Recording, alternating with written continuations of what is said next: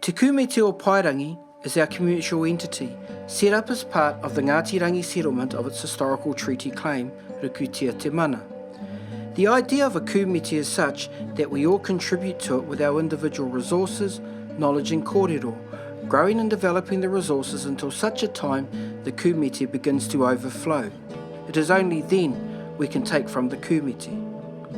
Te Kumete's role is to protect and grow the post-treaty settlement funds, as well as its commercial assets and opportunities. This includes the Karioi forest, certain properties within Ohakune and surrounds, and other commercial ventures to further develop our iwi assets. A new Ngāti Rangi group structure was introduced to provide transparency across all its operations as we collectively work towards our mission of growing ourselves and our communities.